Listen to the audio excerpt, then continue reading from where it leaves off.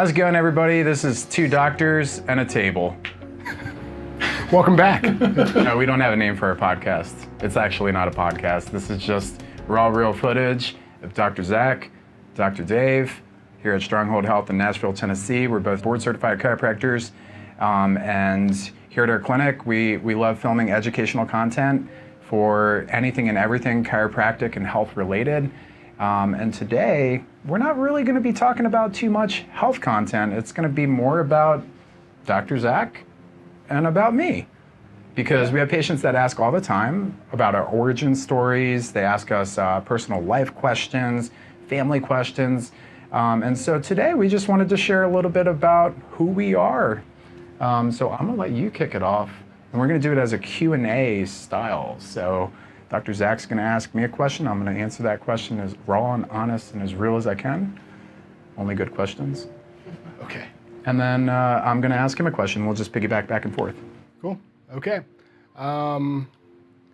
Start out easy. Dr. Dave, what is your favorite Will Ferrell movie? Ooh, favorite Will Ferrell movie. Oh man, that's hard. He's got a lot of really, really good ones. I mean, I like Talladega Nights, right? It's good. Top 3. Right? But I also like Anchorman. Okay. By Otis Raven.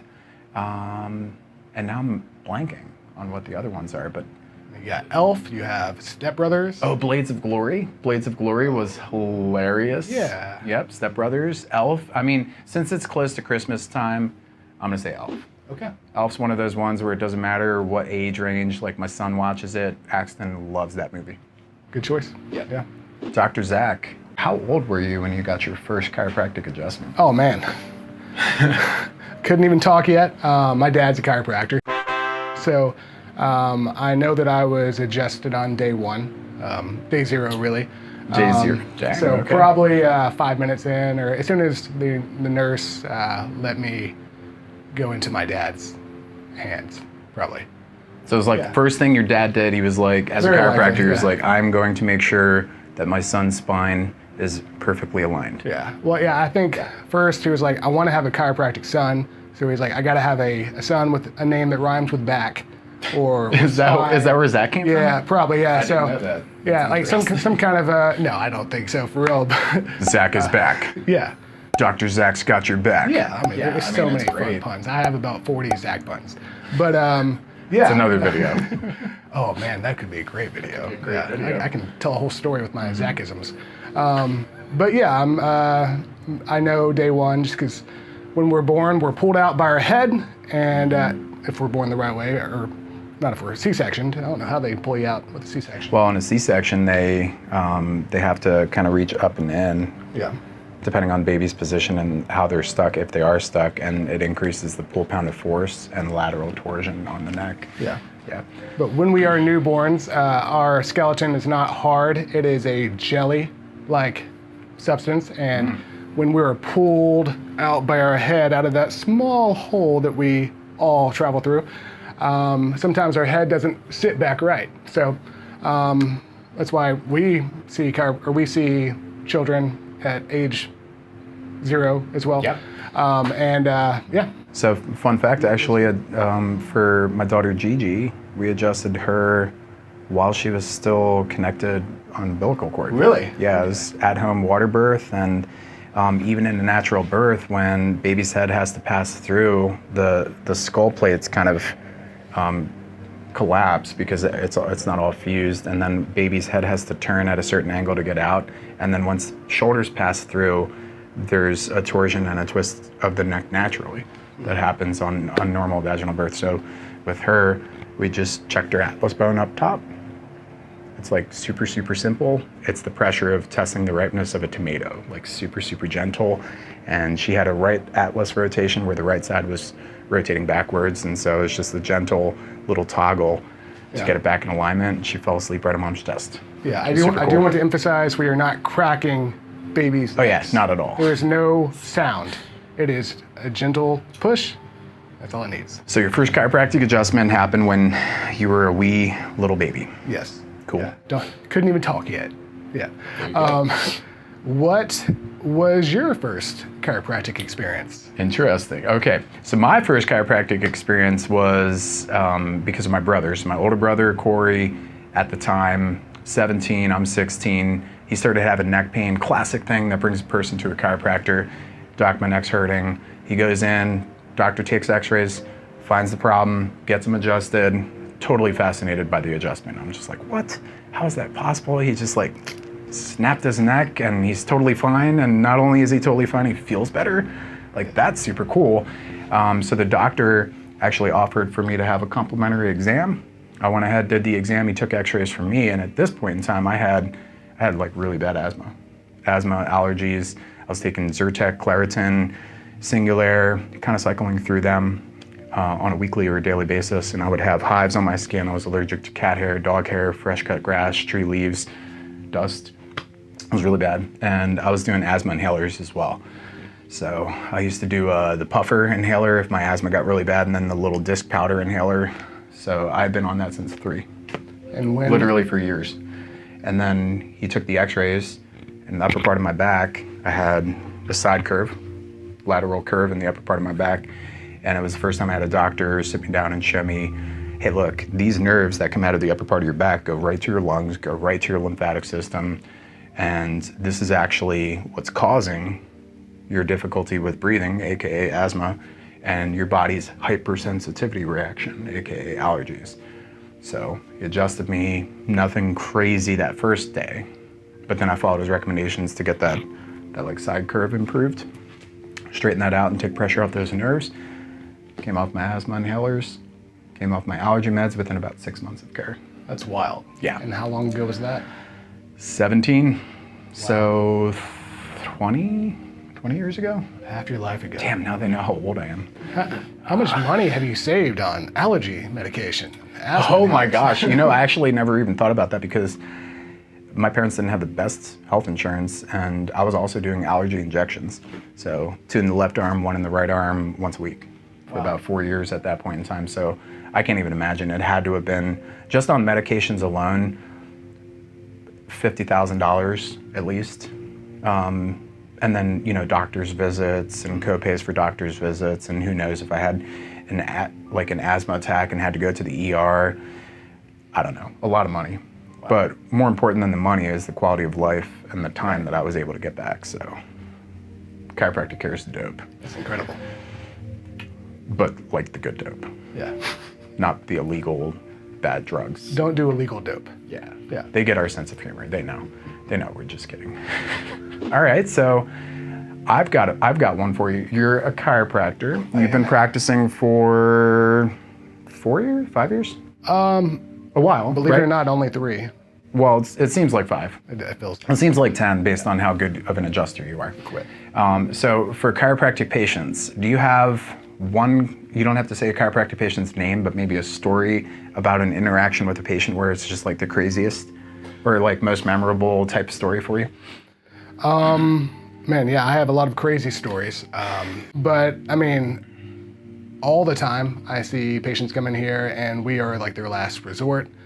They've gone to their general practitioner, they've gone to their surgeon about getting spinal surgery, and 9 times out of 10, if I can't help you, I'll tell you.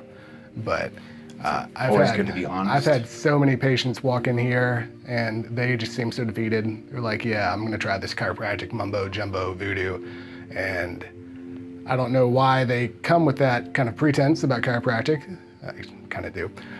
But after the exam, x-rays, and being able to sit them down, kind of like your chiropractor did when you were 17, yeah, and actually explain on their x-rays what's going on, how we can help them, and seeing them come in limping and hating the world, not respecting me at all, and leaving, laughing, smiling, dancing, trying to give me a hug before they leave. I mean, very rewarding. Sorry, that's not a specific case. Right, so then to that, have you had a patient where they came in and they were just like totally defeated, felt horrible, on medication, just like felt like they had no hope, and then walked out literally hugging you? Oh yeah. So there is one example I can give about a lady that I met actually about 6 months into being a chiropractor. Yeah. She had gone to several kidney doctors, nephrologists, general practitioners. They told her that she's had like a bladder infection, a UTI, but it was chronic. She'd had the same sensation, just like always having to pee for years at a time, and she had given up hope. And she came in here. We found out she had a lower compression on her lower lumbar nerve. Yep. Yeah. After one adjustment, her pressure in her bladder went away. Wow. She didn't feel like she had to pee all the time, which maybe too much information. But just having that sensation go away, it wasn't necessarily pain, just more of an annoyance. Yes, she hugged me and would not let go until I had to back away. It's awesome. But yeah, that made a huge difference in her life. Yeah, there's so many.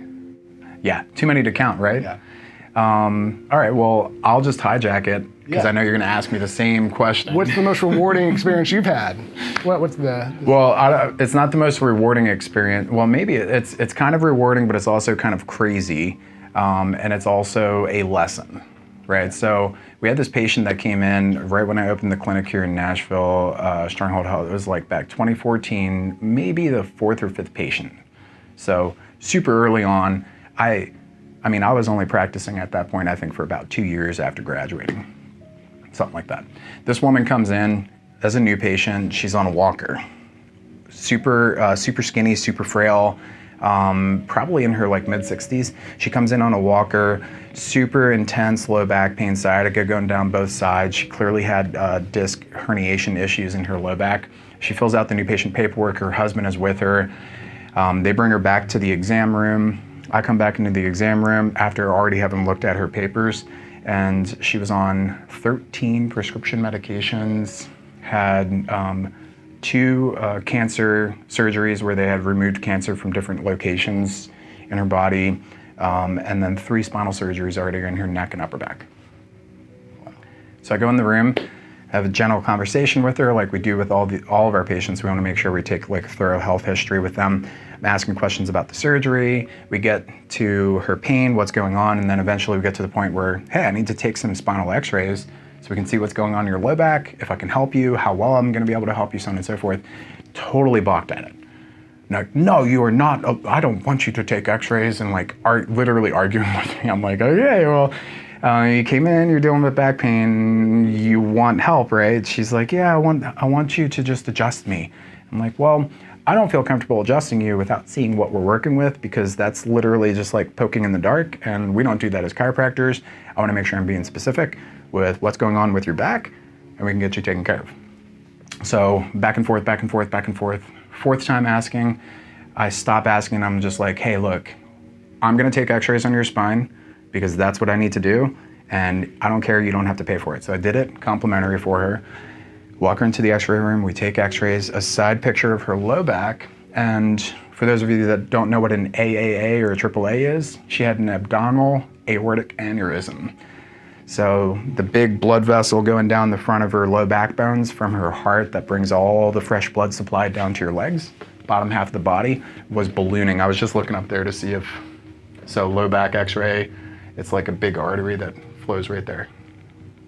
Biggest artery in your body, Yeah, right? but it was ballooning. It was like that big on the x-ray. And so I go in, I have the conversation with the woman. I'm like, look, you've got this really intense, serious thing that's in your low back. I am not adjusting you because if I were to lay her down on the table and like put pressure on her abdomen, it could burst. And if a AAA bursts, you internally bleed out within 45 seconds to a minute.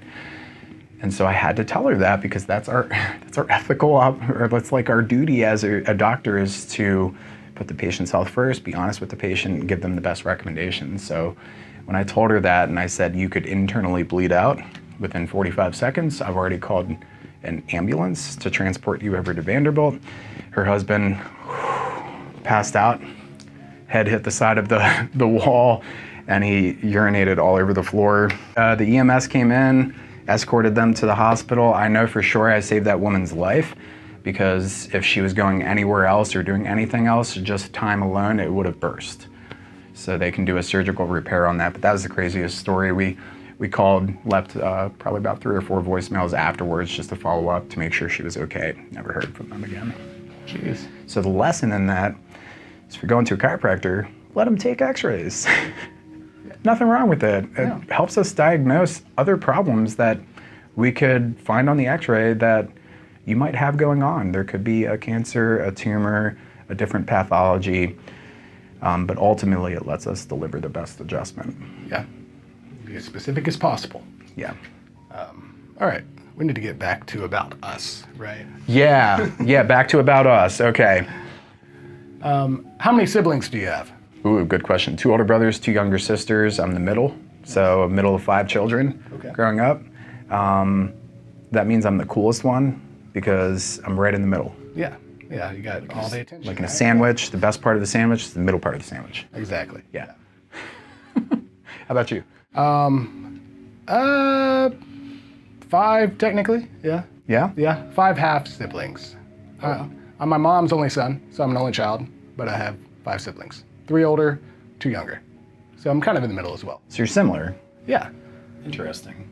My wife and my wife's friends are big into like not Scientology, constellation stuff. Like, what's your sign? Like, are you a Scorpio? Are you a Sagittarius? Astrology, that's what it's called. That's okay. You can leave this in here. I don't know the terminology for it. Constellations. Yeah. What's your Space? What's your constellation? I'm a Libra. A Libra. I am the best possible sign, from what I can tell. Libras balance out the situation. Yeah. So if a patient comes in here and they're sweating, they're freaking out, I stay balance calm it and out. collected. Not saying if they're calm and collected, I freak out, but I always neutralize the attitude, the room. Yeah. You cool it out. Yeah. So I'm always pretty calm and collected, from what I can tell. Takes a lot to push me. Yeah. So try to push me. Cool as a cucumber. Yeah. Always cool. What about you? I'm a Scorpio. Scorpio. Born in November. Yep. I don't entirely know what that means, other than I've got a stinger apparently. But in terms of personality, I believe probably in personality testing more than like an astrology sign. And in personality testing, I consider myself a driver or a creative entrepreneur. So I get all these crazy thought flashes of different ideas, different things that I could do for businesses or like things that could help the world. And then I sometimes will write them down on my little iPad on my Mind Map app. And my problem is I just have too many ideas. Big idea man. But I need people around me that are executors that can help me execute the idea and then see it through to the end. And then driver type personality is want to get stuff done. Yeah. Wow. Yeah. Yeah, we're not procrastinators. But then recently I've been on a journey of heart opening. Learn more about my emotions, expressing emotions, understanding other people's emotions. Because I was raised to be very stoic and robotic. For real, I was. Christian, hardcore Christian, renew your minds, emotions are weakness type of mentality is how I was raised. So it served me well for business, but it didn't serve me well necessarily for life. Why are you crying? What is crying? Yeah. Why are you doing that? No crying in chiropractic? Oh. No. Yeah. Feel free to cry. Real men cry. Cool. So Dr. Zack, you were adjusted as a child, right? So yes. I imagine your dad being a chiropractor, then you were raised with all-around chiropractic, right? Yes. So yes, I you was. hang out at his clinic and stuff growing up? Mm-hmm. Yeah, growing up, I used to go there in high school and get a free massage whenever his massage therapist was just walking around. Nice. I'd hook myself up on the E stem and try to turn it up as high as I could. My back was just spasming out. So yeah, I grew up thinking chiropractic was totally normal. I thought everyone's dad was a chiropractor. Yeah. Thought everyone's dad, if your neck hurt, just fix it. But no, learned later on, once I went to college, I jumped in a pool and I dove the wrong way off a 20-foot diving board and hurt my neck. And I was like, Dad, what do I do? He's like, I can't help you. You're not here. I was like, oh, dang. It's not always readily accessible. So I went to undergrad, did the whole pre-med route. I was in between doing medical school or chiropractic school. I did a few hospital internships, and I just didn't really like the whole paradigm of it. It just felt way too black and white. It's not like Grey's Anatomy or House. It was just like people come in there to, Very emergency crisis, Yeah, and it's just like one solution fix. Yeah, for and I grew up not problem. taking really into medications. Like, yeah, maybe my mom would give me a Tylenol if I had a headache, but besides that, like, I was never sick growing up. I didn't realize that wasn't normal either. Didn't really grow up in an anti-vax home, but I didn't get every flu shot every year and all that, and I never got the flu. So after I graduated, I took a few years off to kind of decide my journey, and I feel like chiropractic just kept calling me in. It was just such a, I don't know, it just made sense. And I bet a huge part of that just was your lifestyle. oh yeah, Like being healthier, not taking a lot of medications, having more freedom with your body than most people. I bet remnants of that, like remembering what that was like as a kid for you growing up and thinking that that was normal.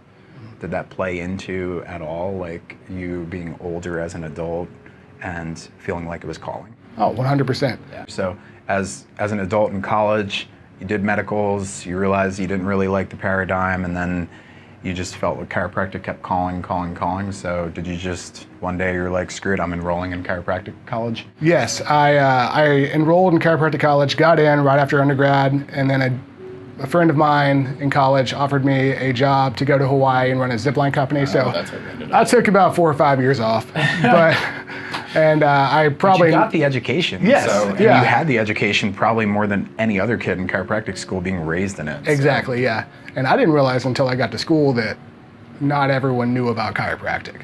Like there were some kids in my class that had never been to a chiropractor, and they were in school to be a chiropractor. That's wild. That to blew me. my mind. Yeah, but Very much went just to like school, good loved business decision.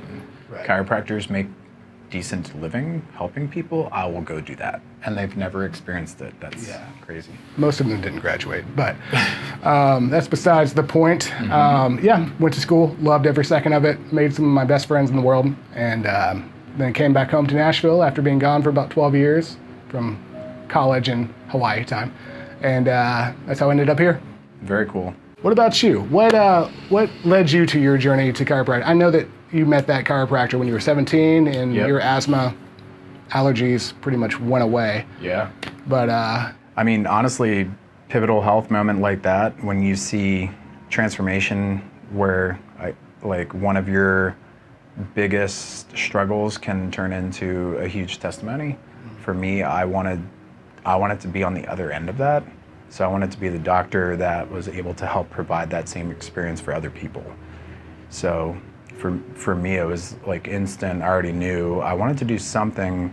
Truth be told, I enrolled in the Air Force Academy because I wanted to be an Air Force pilot. And they declined my application the moment that they went through and saw that I had a history of asthma. Like, boom, instant decline. So I was kind of bummed out about that, and this was around the same time that I was going through the asthma healing journey. And I was like, well, I could do physical therapy or do something in medical, but this transformation, the moment it happened, I was like, boom, I want to be a chiropractor. So then I just did the research, figured out what I needed to do for undergrad. I had to get my bachelor's degree in biology, chemistry, have certain requirements in order to enroll in chiropractic school, and then I applied for Palmer College of Chiropractic, got accepted. After I got my bachelor's degree, I went right away. I didn't take any time off. yeah. Hey, we all have a different journey. Hey, I would have rather gone to Hawaii for 4 or 5 years. I mean, No regrets. listen, I love the beach, right? So like a beach vacation, I will always go do. My wife is always trying to get us to go on beach vacations, but I also love the mountains, right? There's nothing better than the majestic beauty of the mountains, and Hawaii is the only place I've been to, I've only been once, that has both. Yeah. So it's like the ultimate destination vacation. Vacation or destination, whatever. Yeah. Ultimate place to go to, so I'm jealous. Yeah. I mean, cool. our third office will be there. Yeah, well, Stronghold Hawaii, Yeah. coming at you in 2025. Oh, so soon. All right, cool. Well, this has been fun, man. Yeah. I got to learn a lot more about you. Hey, every day we learn something new about each Literally other. worked together, and I didn't even know some things about you. Yeah, we should talk more. Very enlightening. We should. All right. Like and subscribe. Oh, yeah. Guys, thanks for watching. Once again, Dr. Zack, Dr. Dave, Please We're like right and here subscribe. in Nashville, so if you're local, come see us. If you enjoyed our content, we love to put out educational stuff, and we want you to be the first one to see it, so make sure you hit the bell button as well. Ding!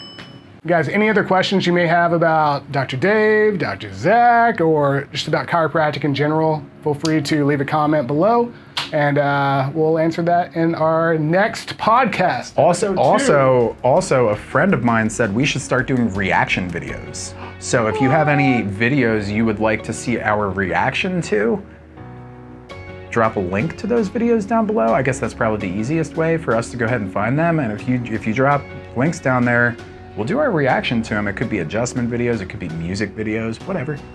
We're ready to react. React with Dr. Zack and Dr. Dave.